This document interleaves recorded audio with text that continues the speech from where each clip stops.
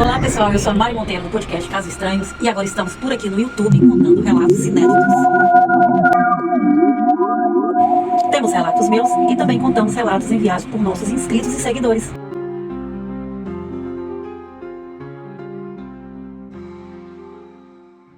Bem pessoal, recebemos aqui um relato de um seguidor, na verdade é uma seguidora. Vamos ver o que ela tem para nos dizer. Feche as janelas à noite. Oi Mari, sou Eliana, moro em Portugal, mas sou brasileira, carioca da gema. Vi um vídeo seu lá no Instagram contando o caso de uma seguidora sua e resolvi te escrever sobre uma situação meio assustadora que me ocorreu aqui em Portugal. Aqui é comum morar em casa compartilhada. A gente aluga um quarto e compartilha cozinha, banheiro, salas e as demais dependências da casa com outras pessoas que alugam os outros quartos da casa. O único ambiente nosso particular que outras pessoas não podem acessar é só mesmo o quarto. Eu e meu esposo tivemos a sorte de conseguir alugar em uma casa onde vivia um casal de primos dele e uma menina que era amiga deles. Então, ficamos mais tranquilos por serem pessoas conhecidas. Nossa rotina era trabalho de segunda a sexta e todas as sextas jantávamos todos da casa juntos. Nessa casa, tinha 2 andares, cozinha, sala, garagem, embaixo, banheiro e quarto em cima. Em Portugal faz bastante frio, mas o verão aqui é muito quente. Em uma dessas noites de sexta-feira, juntamos todos a preparar jantar, tentamos, comemos e conversamos. Tomamos vinhos e nessa conversa toda falamos sobre como as noites estavam quentes e como elas estavam desconfortáveis para dormir.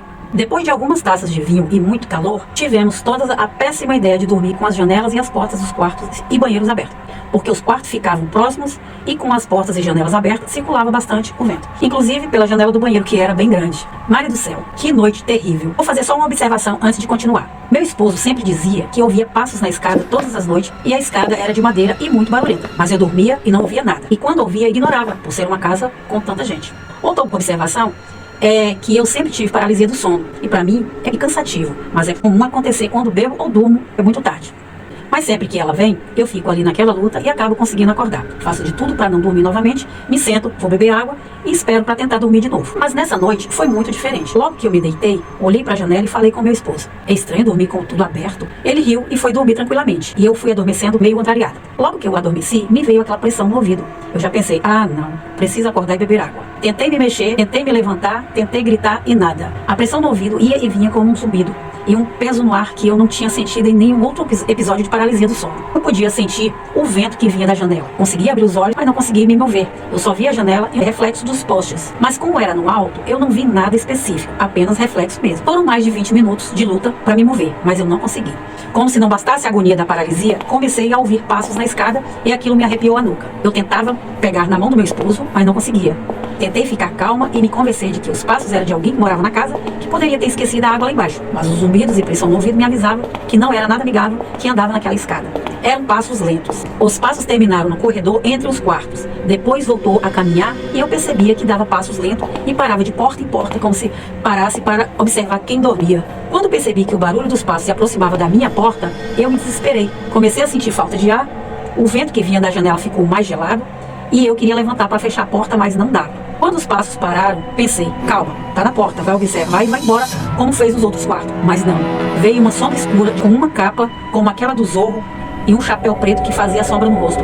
Veio como se fosse flutuando, mas muito rápido da porta para a janela. Ali eu vi um homem todo de preto, com chapéu, cabeça baixa, parado na minha frente, me olhando, sem que eu pudesse ver seus olhos. Mas eu vi a boca e ele sorriu e gargalhou. No momento em que ele gargalhou, a minha voz destravou e eu consegui gritar, vai embora! Quando minha voz saiu, o homem voou como uma fumaça e eu consegui ver ele sair pela porta em direção ao banheiro e imagino que ele deve ter saído pela janela do banheiro. Meu marido acordou assustado e me abraçou. Eu só consegui chorar e pedir para fechar tudo. Isso já eram as 4 da manhã. Todos da casa acordaram e foram ao meu quarto assustado com o meu grito. Então me sentei e contei a eles o que eu vi, que eu senti e que eu vi. Enquanto eu contava, a esposa do nosso primo me interrompeu e disse, eu vi ele. Ele foi até a sacada do meu quarto e eu ouvi, mas achei que estava tendo um pesadelo. E ele saiu pela porta do corredor. Todos nós ficamos com muito medo. E nosso primo foi fechando todas as portas e janela. E meu marido resolveu contar a eles que sempre ouviu passos na escada. A menina do outro quarto disse que também ouvia, mas achava que era algum de nós, que estava por ali. Então, com tudo isso, decidimos que ia nos mudar. A casa era muito espaçosa, gostávamos muito de dividir casa com eles. Mas já fazia 7 meses que estávamos lá e já tínhamos condições de alugar outro AP só para nós. Os nossos primos e a amiga dele também concordaram em sair daquela casa. Foi assustador. E eu me arrepio toda vez que falo nisso e fico com uma sensação de insegurança e medo. Mas hoje, graças a Deus, vivemos em um AP pequeno, mas muito aconchegante. Desde esse episódio, eu não tive mais paralisia do sono e nossos primos e amiga foram morar na Espanha e vamos às vezes visitá-los. e ao que parece está tudo bem por lá. Não tocamos muito nesse assunto quando estamos juntos, porque a esposa do nosso primo e eu ficamos muito mal. O importante é que saímos de lá e hoje estamos todos bem, mas nunca mais eu dormi de janelas e portas abertas. Um abraço, Mari, e continue com esse trabalho que eu adoro te acompanhar. Muito obrigada. Pessoal, esse foi um relato de uma menina, uma seguidora lá de Portugal, e é isso. Se você gostou, aproveita, compartilha, curta e compartilha esse vídeo com seus amigos. Muito obrigada.